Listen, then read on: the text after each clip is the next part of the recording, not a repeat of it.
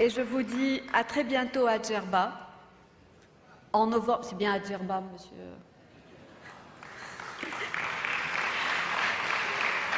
En novembre prochain, pour le sommet de la francophonie et son forum économique sur les pas d'Ulysse, le bienheureux, qui a fait un long voyage, comme dit le poème, et qui succomba au chant des sirènes. Merci beaucoup.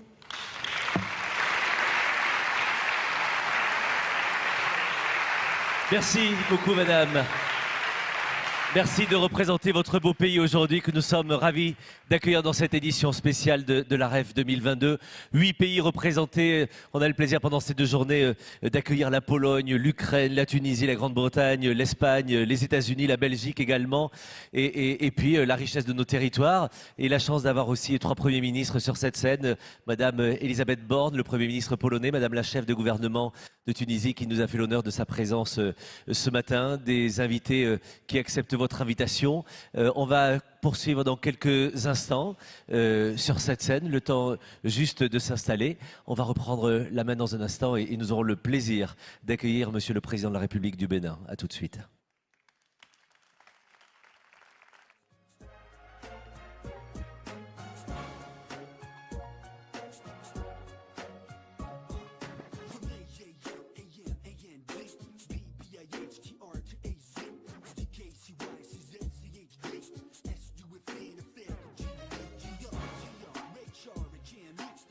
Et pour conduire cet échange, mesdames et messieurs, Monsieur le Président de la République du Bénin a accepté votre invitation et vous y êtes sensible, je n'en doute pas, vous saurez le lui montrer.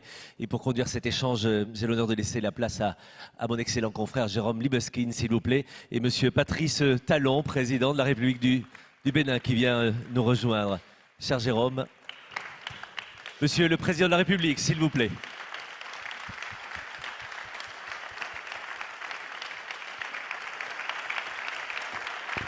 Bonjour monsieur, bienvenue.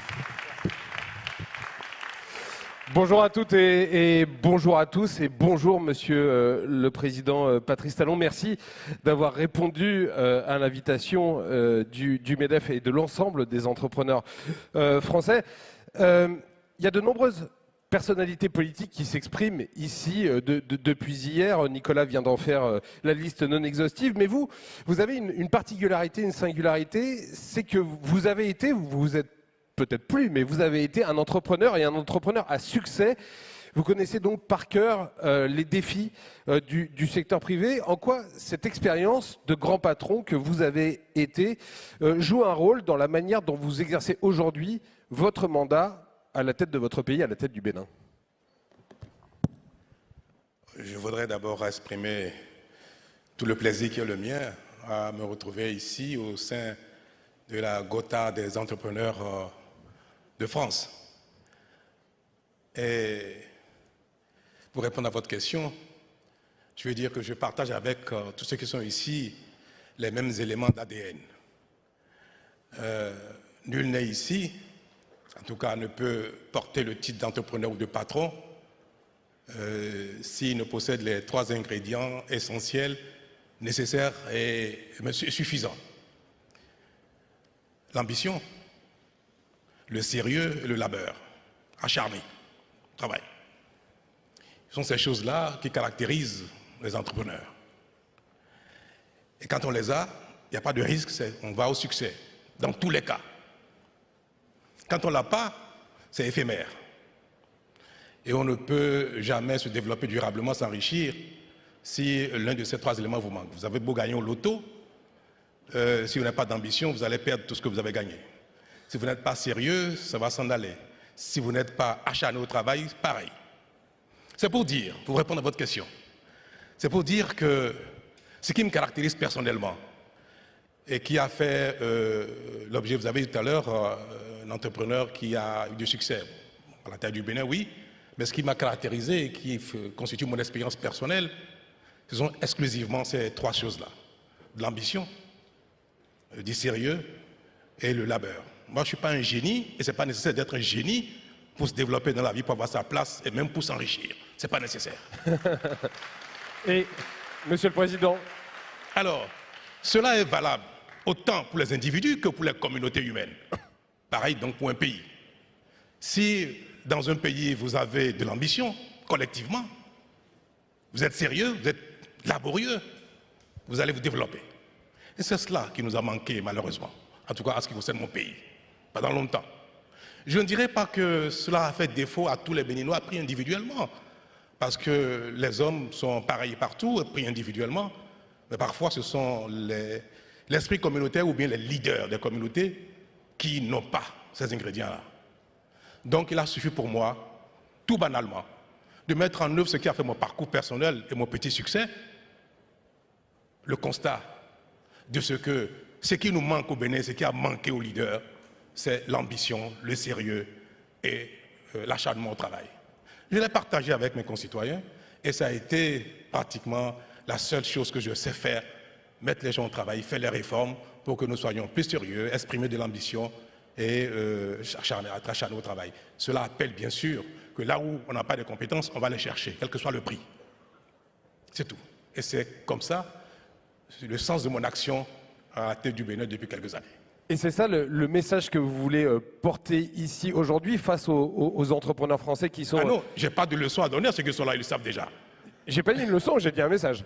Le message que je veux leur passer, c'est que le Bénin, depuis quelque temps, est devenu un pays qui a de l'ambition, notamment par ses responsables, et cela est largement partagé, sérieux et acharné au travail. C'est cela qui nous caractérise depuis, et on voit déjà les résultats. Et donc c'est ça le message que vous êtes venu porter pour dire aux entrepreneurs qui sont réunis aussi ici, qui sont aussi peut-être des investisseurs, que le Bénin est peut-être un pays auquel il faut penser quand on a envie de se développer en Afrique, un pays dans lequel, j'allais dire, il fait bon investir, entre guillemets. Et tout à fait, je ne vous le fais pas dire. Vous savez, l'Afrique est vue comme un continent à risque, de manière générale. Mais pire que ça, les pays d'Afrique sont vus comme, en général, comme des pays pas beaucoup sérieux, pas très sérieux. Ce n'est pas toujours faux, je viens de le dire. Mais il faut observer le parcours des pays africains, notamment le mien, le Bénin. Je l'ai dit quand j'étais en visite officielle en Norvège il y a quelques années, j'ai dit aux autorités norvégiennes, je suis venu ici pas pour solliciter quoi que ce soit, mais c'est pour vous demander de nous observer, de voir comment ce pays va évoluer dans les années à venir. Et aujourd'hui, ce que j'ai envie de dire aux entrepreneurs qui m'entendent, c'est le Bénin a changé. Et ce n'est pas le Bénin seul, beaucoup de pays sont en Afrique, c'est vrai. Il reste encore quelques insuffisances, quelques appréhensions en ce qui concerne un bon nombre d'entre nous, mais cela s'observe.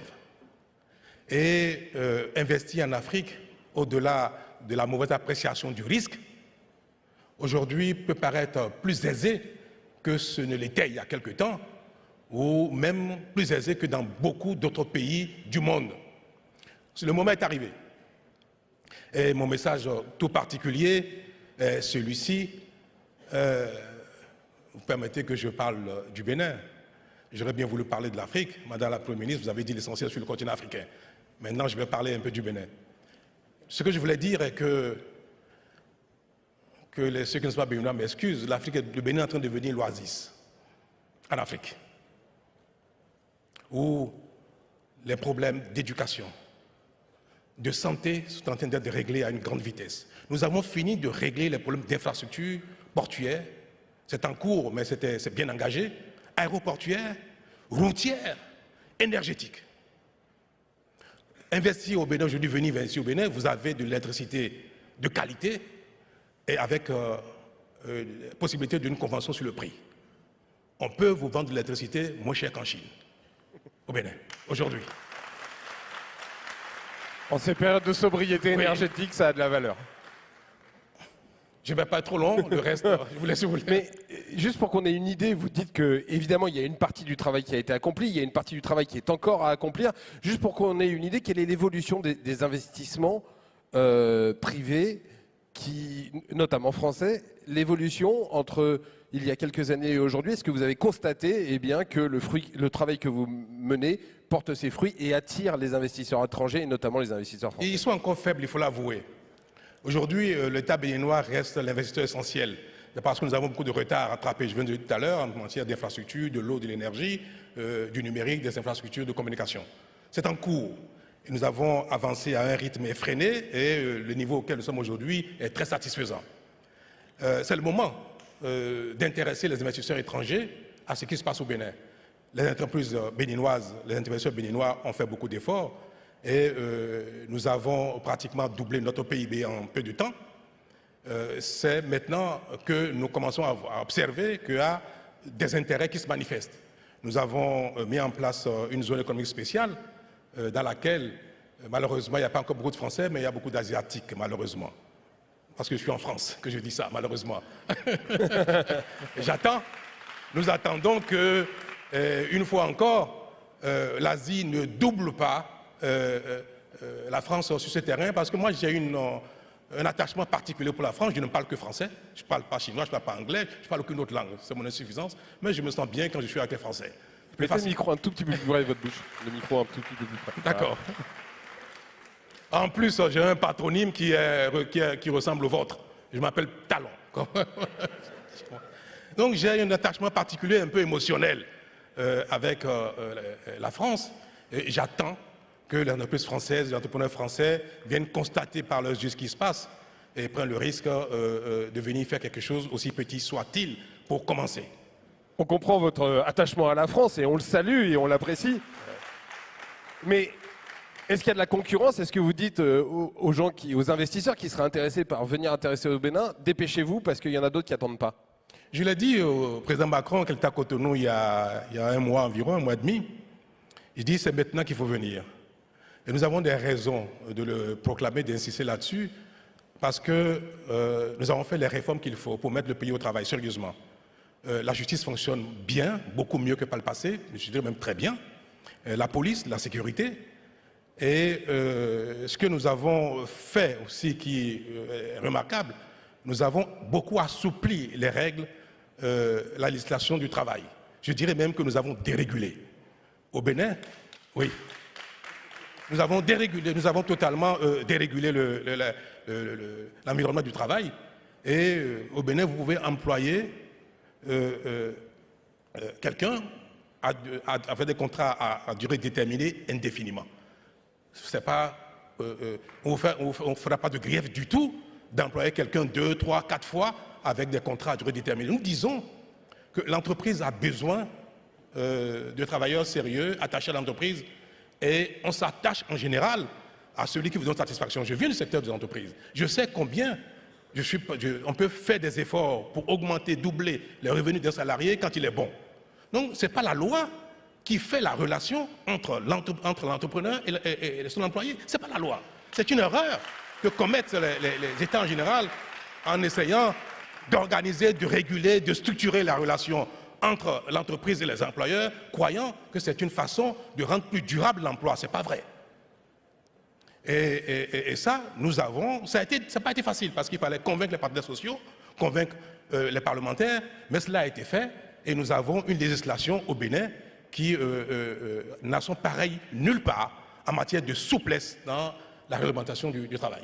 Ce que vous êtes en train de nous raconter, Monsieur le Président, ça décrit, si j'ai bien compris, votre vision de l'action publique. Vous dites qu'elle doit être, pour être respectée, elle doit être efficace et se traduire par des réalisations qui soient à la fois concrètes et rapides. Vous l'avez dit, il y a eu beaucoup de choses qui ont été réalisées au Bénin depuis votre arrivée à la présidence. L'action publique rapide, concrète, est-ce que c'est pareil pour l'implication du secteur privé? Oui, nous avons entrepris des réformes difficiles. Je donne un exemple.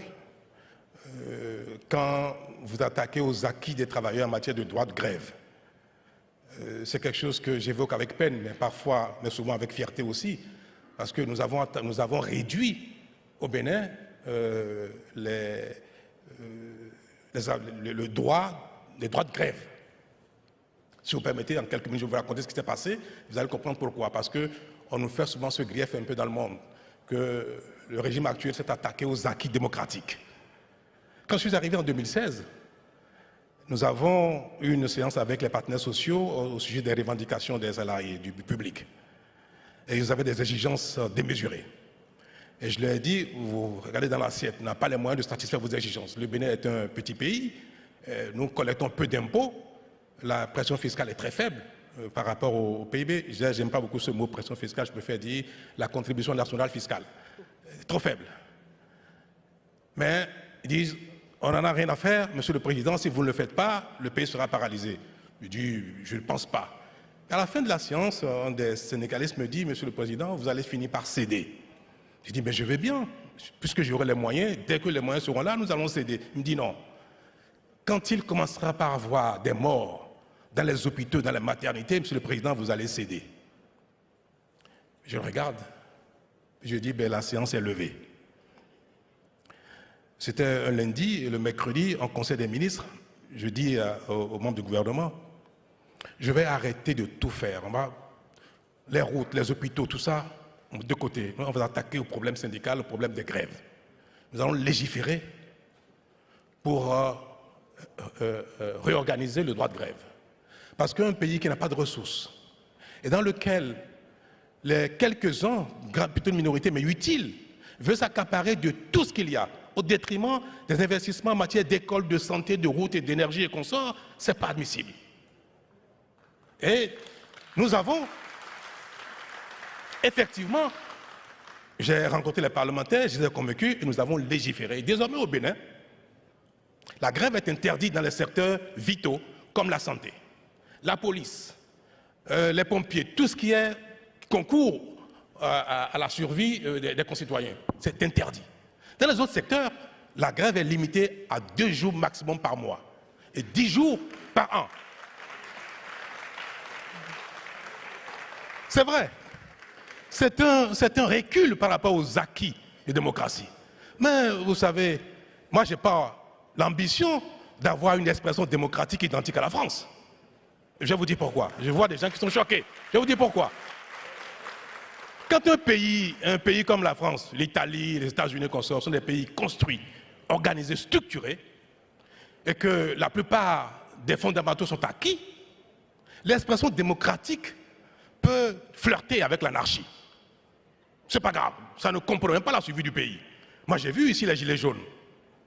J'ai vu combien ils ont été très agressifs, très forts dans leurs revendications. Cela caractérise la France désormais. Nous sommes dans un pays, vous me le permettez, où les gens votent pour élire un président, des parlementaires, pour légiférer, pour exécuter un programme pour lequel les gens ont été élus. Mais au même moment, chacun conteste à l'élu le droit d'agir tout seul. Tant que la loi qui est votée ou ce qui est mise en œuvre n'est pas conforme à son aspiration personnelle, il dit niet et il conteste et il empêche de le faire. C'est de l'anarchie. Je ne vais pas donner de leçons aux Français, mais je vais vous dire quoi. Je dis une telle... Je vais finir. Je fais exprès de provoquer sur des sujets aussi sensibles. Et vous avez bien raison. Mais c'est juste. C'est juste pour que vous puissiez comprendre la problématique qui est la nôtre. Quand un pays est construit, on peut ne pas avoir un gouvernement pendant 6 mois, 6 ans, on a vu en Belgique, ce n'est pas un problème. On peut contester tout ce qui se fait, le pays n'est pas véritablement paralysé. Vous êtes en train de nous dire que l'anarchie et la contestation, c'est un luxe? Là, l'anarchie et la contestation, ce sont des luxes. Ce ne sont pas des luxes, mais ça peut être... c'est pas préjudiciable à la survie d'un pays qui est déjà les fondamentaux. Mais quand un pays est à construire, ou notamment un pays dans lequel tout est à reprendre, vous avez besoin d'avoir une réglementation forte. Vous avez besoin que les gens respectent la loi, soient disciplinés. Et si l'expression démocratique qui doit s'exprimer, il ne faut pas souhaiter que ce soit pareil que ce qui est le cas dans les pays développés. Et c'est pour ça que le droit de grève tel que nous l'avons réformé au Bénin, on ne peut pas le faire en France. Parce que ce ne serait pas acceptable. Mais au Bénin, c'était devenu important, vital, primordial. Sinon, ce pays restera éternellement dans la pauvreté. Nous avons besoin de faire les efforts que vos parents, vos ancêtres ont fait il y a quelques années, quelques décennies, quelques siècles. La France a été construite par les efforts soutenus de vos ancêtres. Ce qui fait qu'aujourd'hui, vous avez quelque chose à partager et qui fait que vous avez besoin d'un système plus équilibré pour avoir un partage équilibré des choses. Les nôtres, dans nos pays, on n'a encore rien fait du tout. C'est maintenant que les Africains ont besoin de construire leur pays pour les générations à venir, ce qui permettra aux autres de demain d'être plus exigeants parce que les efforts ont été faits maintenant. Il faut le temps d'effort. Et c'est pour ça que je voudrais dire à tout le monde que le Bénin est dans cette phase. Et ce que je dis est largement partagé par les Béninois. Et je peux, avec beaucoup de plaisir, vous dire que c'est un autre pays, le Bénin. Et que ce pays a déjà les faveurs des investisseurs, de tous ceux qui viennent voir de près ce qui se passe. Ils n'hésitent pas à faire l'investissement, à commencer à faire quelque chose au Bénin. Eh bien, on va s'arrêter là-dessus. Merci beaucoup, Monsieur le Président. Merci, Patrice Talon, d'être venu aujourd'hui parler avec autant de liberté et autant de transparence et autant de passion de votre pays. Merci beaucoup. Merci beaucoup. Applaudissons Monsieur le Président de la République du Bénin, s'il vous plaît, Monsieur Talon. Et merci Monsieur Libeskine également, cher Jérôme. Merci Geoffroy Roux de Bézieux avec vos équipes de nous inviter à des échanges aussi passionnants avec tous les représentants de ces pays et ça nous inspire beaucoup de choses. Merci infiniment pour ce joli moment. Je vais vous parler du programme bien sûr, de ce qui nous attend. On va se retrouver dans un instant avec Marc Landré et de très beaux invités également qui vont venir échanger avec vous pour parler de la renaissance notamment, mais industrielle aussi. On va en parler dans un instant.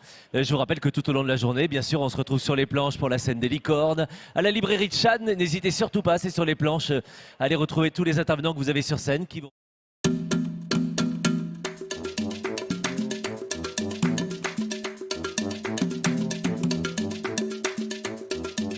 Alors cet après-midi, à partir de 14h30, Bruno Le Maire viendra pour l'ouverture de la séquence cet après-midi. Notre ministre de l'économie, des finances, de la souveraineté industrielle et numérique, avec Routel Krief en échange. On aura l'occasion de parler de tout cela. Et ce soir, on vous convie à un moment un peu particulier pour terminer la journée. Il sera 17h40 avec une invitée particulière d'RTL. Elle va venir quelques instants nous voir cet après-midi. Sandrine Saroche vous donne rendez-vous. Écoutez-la.